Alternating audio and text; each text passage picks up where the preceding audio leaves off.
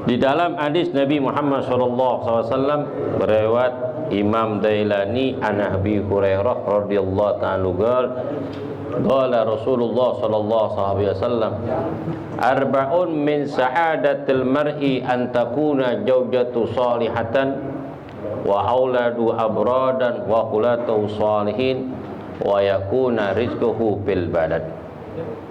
Di dalam hadis Nabi Muhammad SAW arba'un min sa'adatil mar'i, empat perkara termasuk kebahagiaan seseorang.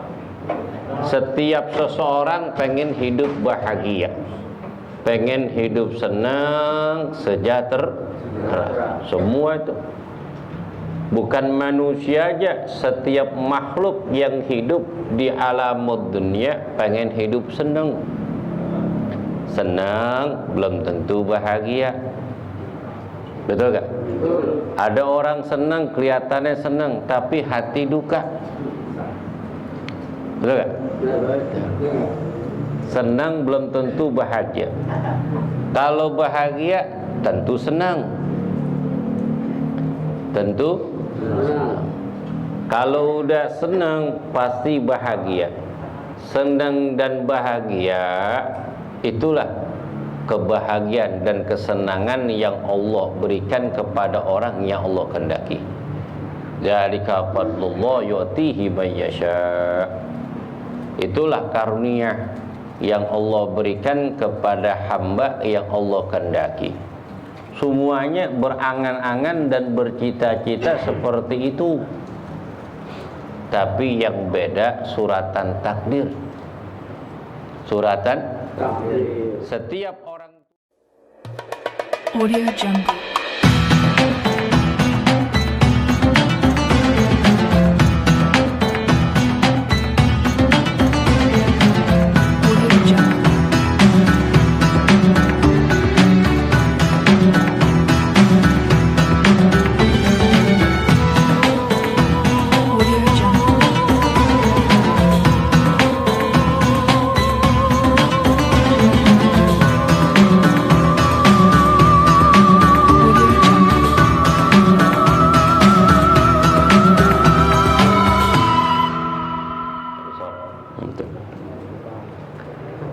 Di dalam hadis Nabi Muhammad SAW berriwayat Imam Dailani an Abi Hurairah radhiyallahu ta'ala qala Rasulullah sallallahu alaihi wasallam arba'un min sa'adatil mar'i an takuna zawjatu salihatan wa auladu abradan wa qulatu salihin wa yakuna rizquhu bil balad.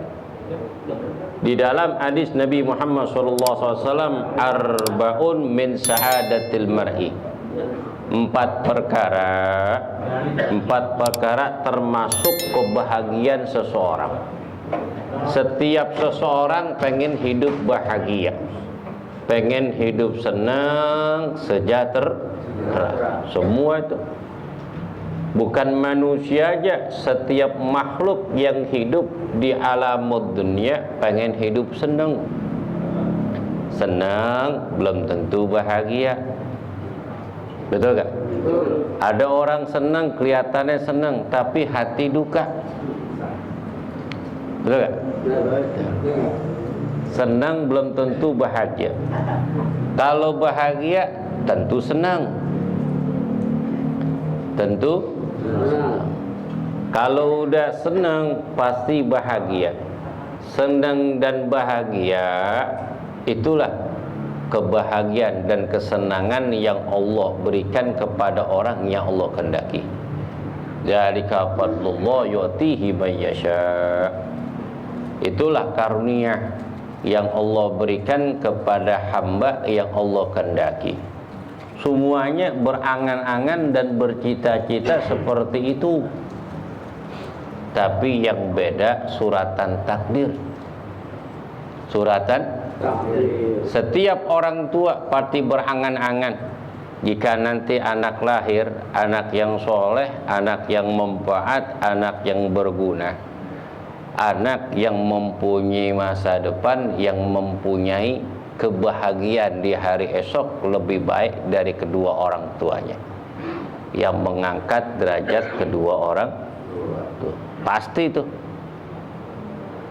Ada caranya, kata Nabi, ada 4 perkara ini termasuk kebahagiaan seseorang.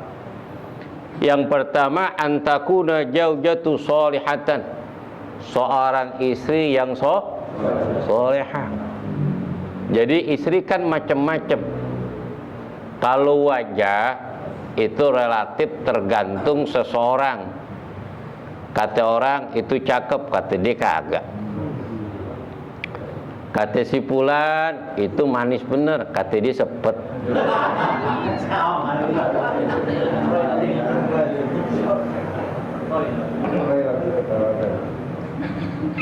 Sirak tahu. Ya gak? Macam-macam pendapat orang. Si fulan mengatakan cakep banget, kita bilang biasa aja.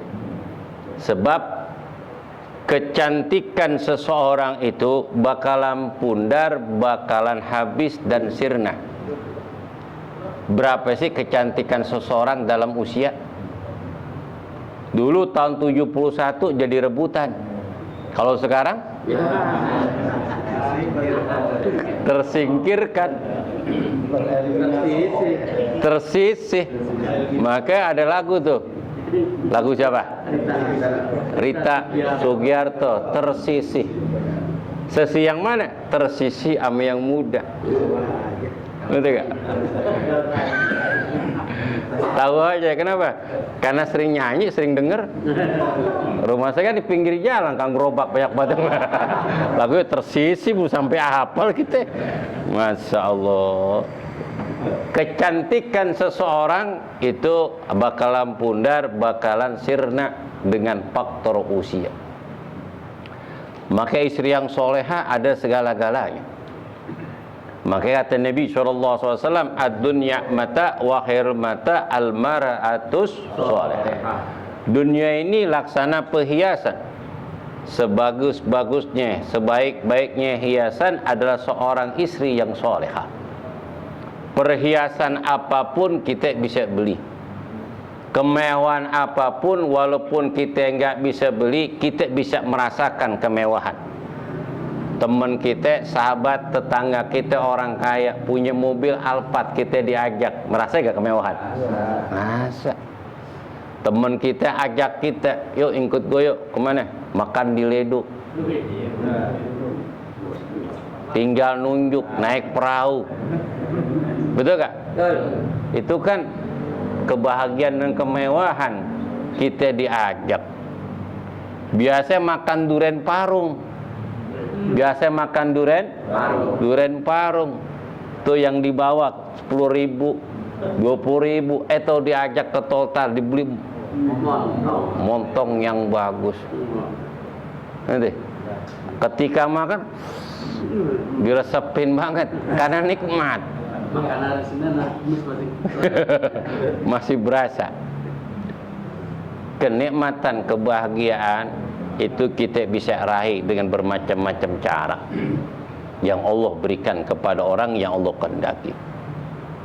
Kemewahan kita bisa rasakan. Kekayaan, kenikmatan duniawi kita bisa raih dengan apa yang kita usahakan. Wa'malu fa sayarallahu a'malakum. Berusahalah kamu, niscaya Allah akan berikan apa yang diusahakan. Tapi istri yang soleha hanya orang tertentu aja yang Allah berikan. Maka Nabi mengatakan istausu bin nisa bil khair. Aku wasiatkan kepada kalian hendaknya berbuat baik kepada seorang wanita. Kalau kita pengen dapat seorang istri yang soleha, pertama kita deketin keramat kita di dunia. Siapa? Ibu kita. Kalau kita sayang, cinta, peduli ame emak kita, ame ibu kita, kita jadikan emak itu sebagai orang yang paling tinggi kedudukannya sesudah Allah Subhanahu wa taala. Sebab Allah taala berfirman wa'budullaha wa la tusyriku bi syai'an wa bil walidaini ihsanan. Hendaknya kalian menyembah Allah dan janganlah kalian menyekutukan kepada Allah dan berbuat baik kepada ibu bapa. Kita junjung tinggi tu kedua orang tua kita. Kalau kita pengen jadi istri, punya istri yang solehah, bahagiain orang tua kita. Jangan bikin dia sedih, jangan dibikin kecewa. Tuh sayang, dengan berkah emak kita akan dapat dan mudah dan gampang akan mendapatkan istri yang solehah dengan berkah doa orang tua. Sebab dengan akhlakul karimah yang dimiliki seorang istri yang solehah, itu gak bisa hilang ingatan seorang suami, gak bakal pundar dan luntur dimanapun dia berada, dan tidak tergoda dengan wanita-wanita yang lain, kecuali yang terbaik adalah istri yang di rumah. Mar'atu solehah. Apa? Wa idza nadarta sarratha. Apabila kamu memandangnya, dia nyenengin. Apabila kita dalam keadaan apa? Sedih, dalam keadaan susah, dia selalu menghibur. Itu istri yang solehah. Itu istri yang solehah. Enggak semua orang bisa miliki. Itu karunia dari Allah. Enggak ada haruskan, oh bini ustaz pasti solehah. Belum tentu. Belum tentu. Ketika putranya Nabiullah Ibrahim yang bernama Nabiullah Ismail, kakala Nabi Ibrahim lagi bangun tuh Masjidil Aqsa. Kemudian putranya melaksanakan akad nikah dengan orang yang dicintai. Pas sekian bulan lamanya, barulah Nabi Ibrahim datang ke rumahnya, ke rumah anak Nabiullah Ismail. Kakala datang tuh Nabi Ibrahim, ngetuk pintu tuh rumah putranya Nabiullah Ismail, dan dibuka pintu. Habis dibuka pintu suruh masuk. Kata Nabi Ibrahim, kemana suami? Kemana? Siapa engkau? Aku yang punya rumah. Kemana suami kamu? Suamiku tidak ada, lagi sedang pergi berdagang. Disuruh masuk. Nabi Ibrahim nggak mau, duduk di depan. Kemudian diberikan minum. Kemudian Nabi Ibrahim diajak bicara. Kemudian Ibrahim berkata, sudah berapa lama kau berumah tangga dengan Ismail bin Ibrahim? Aku berumah tangga udah sekian bulan lamanya. Bagaimana keadaan engkau? Apakah engkau bahagia? Kata seorang istri Nabiullah Ismail, dia mengatakan, semenjak aku nikah berumah tangga dengan Ismail bin Ibrahim, aku tidak bahagia. Aku tidak bahagia. Begitulah yang namanya seorang nabi. Kan namanya seorang nabi kan gak seperti orang biasa, ataupun seorang ustaz, seorang kiai, gak seperti pengusaha. Ketika dia pengusaha atau bekerja, minta duit apa aja kan ada, semua dicukupin, semua dilengkapin apa yang dibutuhkan seorang istri. Kalau seorang guru agama kan enggak. Apalagi yang orangnya tulus, yang ikhlas, nggak pernah cerita dunia di dalam pembicaraan, di dalam pengajian yang disampaikan, semuanya itu karena Allah Subhanahu wa ta'ala. Hidup dalam keadaan kesederhanaan. Itu istrinya Nabiullah Ismail mengatakan, aku hidup serba kekurangan, sebab pas-pasan hidupku. Dulu waktu aku belum nikah dengan Ismail, aku hidup bahagia. Aku kira aku berumah tangga dengan Ismail, putra Nabiullah Ibrahim. Ternyata aku hidup dalam keadaan susah. Kata Nabi Ibrahim, kirim salam dengan suamimu. Ini pintu rumah oblak. Tahu oblak? Gonjet, rusak. kirim salam kepada suamimu. Pintu rumah oblak, rusak, suruh ganti. Baik. Kamu siapa? Bilang, aku adalah Ibrahim. Pulang tuh. Tuh. Pergi tuh yang namanya tamu. Berangkat. Kemudian datanglah tuh Nabiullah Ismail.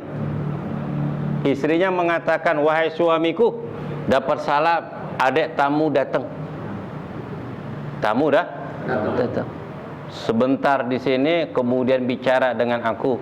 Kemudian orang itu kirim salam. Apa salamnya? Pintu oblak rusak, suruh ganti.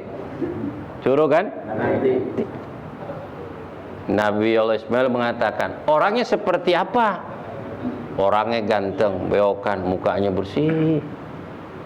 Nabi Ibrahim Ismail tahu itu ada bapaknya. Karena seorang nabi, orang yang cerdas, dilihat pintu rumahnya kagak enggak oblak. Berarti apa itu?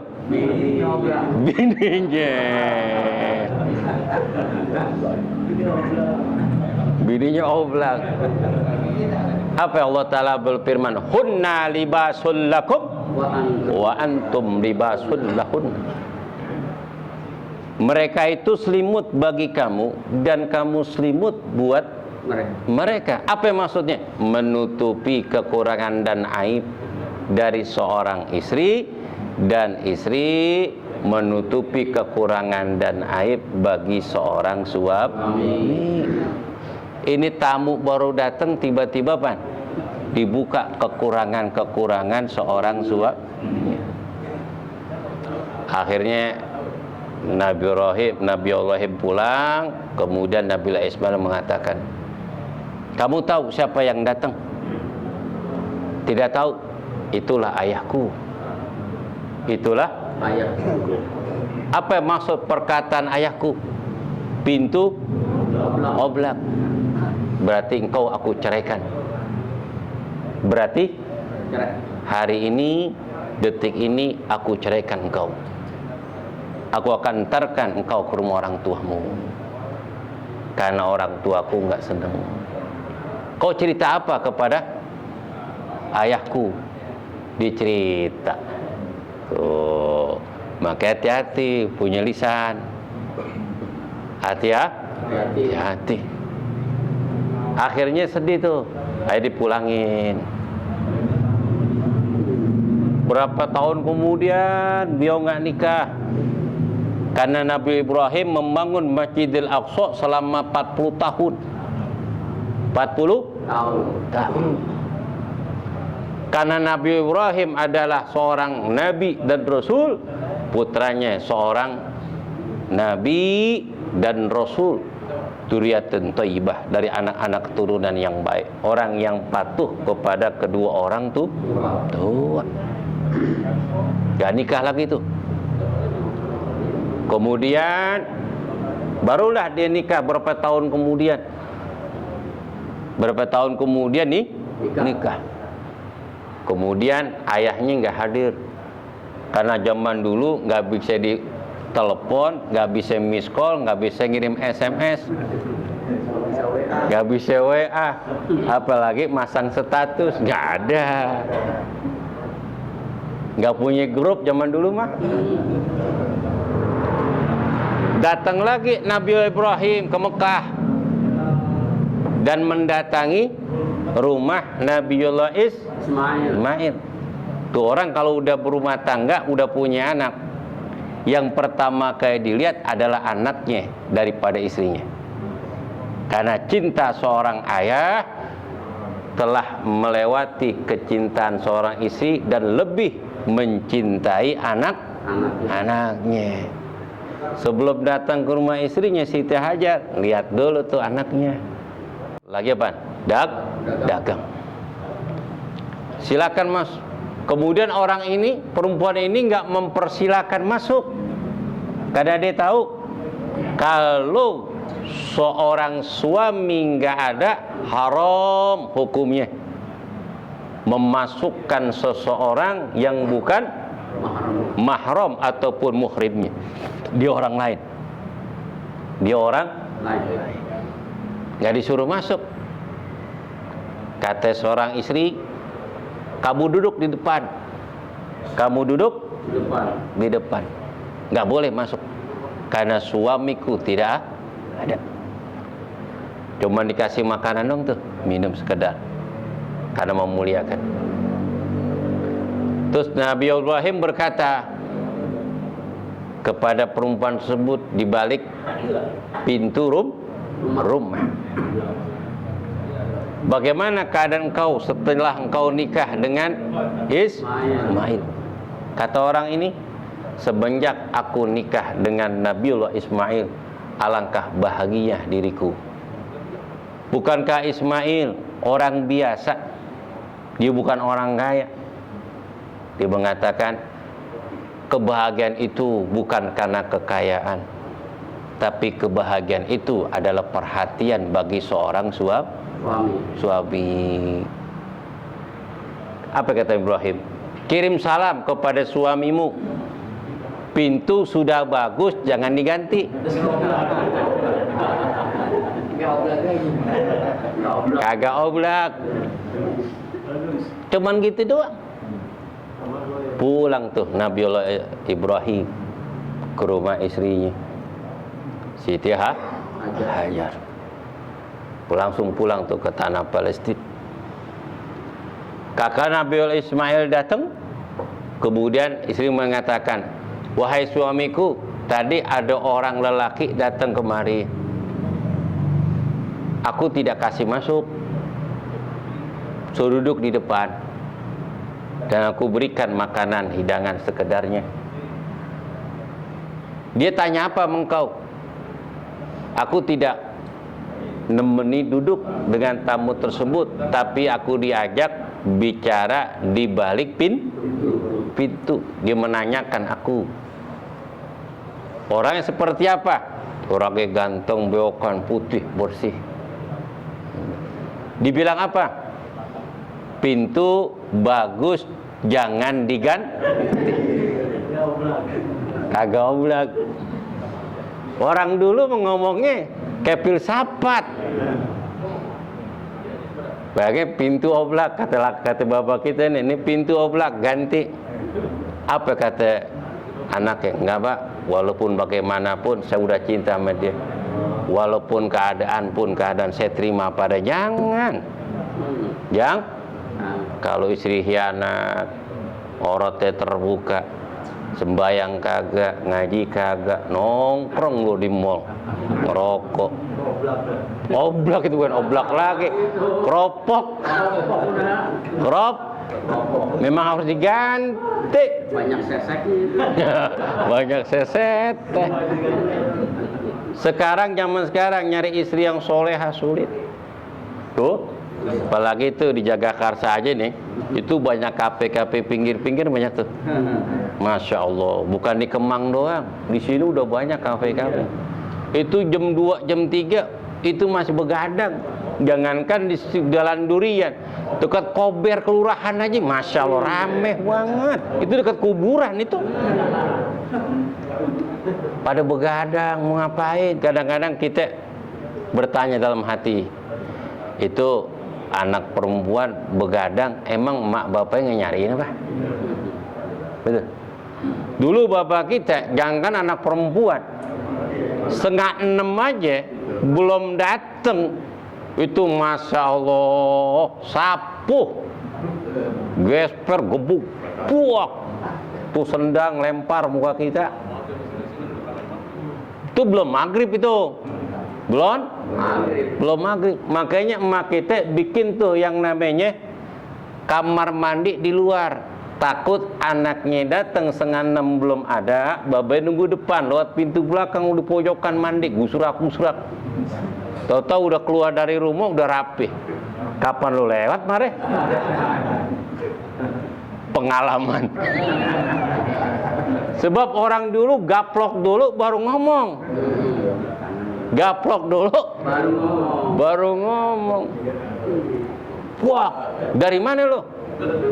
Mau maghrib udah baru nyampe, baru dateng. Udah bilang asar belum? Gaplok dulu. Wah, orang dulu mah udah ngerasain orang dulu, pendidikan orang dulu mah walaupun gak sekolah bener banget dah, agama ditamain. Kalau sekarang anak tuh ngeyel karena tergantung baba, wibawa orang tua kurang. Kenapa? Karena nggak nyontoin. Anak disuruh sembahyang, babanya masih mandiin burung aja, masih kayak kolor. Sono ke masjid sono, udah mau maghrib, babanya mandiin burung. Nah, ilah. Tuh, susah karena nggak berikan contoh. Ibdak di linap sik, dimulai dari diri kita. Kalau pengen istri yang soleha, dari pendidikan agama udah dimulai cari. Sebab istri yang soleha ada segala-galanya. Karena tidak ada keindahan di alam dunia ini, sesuatu yang paling indah menyejukkan dalam hati dan pikiran adalah seorang istri yang soleha, yang bikin betah tuh suami. Alhamdulillah. Sebab kecantikan bisa berubah, bisa berubah. Tapi kalau akhlakul karimah yang ditanamkan seorang perempuan, menghormati, menyayangi, menjunjung tinggi, menghibur seorang suami. Coba orang dulu tuh kita ngelihat, kalau orang suaminya belum pulang, itu dia nggak makan, emaknya, anaknya disuruh makan. Air udah siapin itu di atas steleng. Orang dulu mah steleng mah. Rak piring meja tuh. Airnya anget. Ketika seorang suami ngetuk pintu ucapan assalamualaikum, itu anaknya nggak boleh buka, kecuali istrinya yang buka. Anaknya nggak boleh buka. Kalau sekarang, no bapak lo datang no, kain, bapak emaknya main remote, kurang kepedulian. Bapak lo no datang. Apa kata anaknya? Itu suami lo no. Karena kepekaan. Itu buka itu, langsung cium tangan. Apa kata istri? Anak-anak ini, bapak datang, salim biar berkah, salim biar berkah. Emak kita nggak bisa doa banyak-banyak, cuman salim orang tua biar berkah, cuman gitu doang. Ketika orang tuanya berikan hadiah kepada anak, berikan hadiah kepada orang tua nanya, lu bang ada bakal istri dan anak? Adanya, alhamdulillah. Ya udah, nyambil nih, nyadoain biar berkah hidup lu. Cuman gitu doang. Bener gak? Tuh. Ketika dibagi, ditanya, emang untuk keluarga lu ada? Tuh, adanya, alhamdulillah. Nyak terima, ku doain biar berkah lu hidup. Tuh. Doanya gitu doang. Apa yang berkah? Jadatul anil khair, bertambah kebaikan. Umur, bertambah kebaikan. Badan kita berkah, sehat. Rezeki dikit berkah, bisa berkembang dan bisa banyak. Rumah kita berkah, rumah sakinah, mawaddah, warahmah, penuh dengan kebahagiaan. Berkah lagi berteman dengan orang-orang baik, bertetangga, tetangga yang baik. Rezeki gampang dan mudah. Alhamdulillah, makna daripada berkah. Kalau Allah udah cabut keberkahan dalam hidup kita, Masya Allah, tidak ada artinya harta dan kedudukan dan kemewahan yang kita miliki itu sia-sia. Banyak orang-orang ngetop di dunia ini itu bunuh diri gara-gara ketenaran dan tidak merasa puas dalam kehidupan. Banyak gak? Tuh penyanyi Nirvana mati gak? Sampai lagi Michael Jackson mati obat-obatan. Karena kemewahan di dalam urusan dunia bukanlah kepuasan, Tapi kenikmatan yang Allah berikan kepada kita, kemudian kita syukuri, itulah kebahagiaan. Alhamdulillah. Walaupun kopi liong, kopi sesetan, cuman kita minum, kita nikmatin, alhamdulillah. Daripada kita minum kopi yang ini dan itu sampai ratusan ribu, kurang nikmat. Betul gak? Tapi nikmat itu, senang itu mudah dan gampang, tergantung diri kita. Kalau kita bersyukur, la in sakartum lazidannakum, la in kafartum inna azabi lasyadid. Al-Fatihah. Bismillahirrahmanirrahim. Alhamdulillah rabbil alamin. Ar-Rahmanir Rahim. Maliki yaumiddin. Iyyaka na'budu wa iyyaka nasta'in. Ihdinas siratal mustaqim. غير المغضوب عليهم ولا الضالين آمين.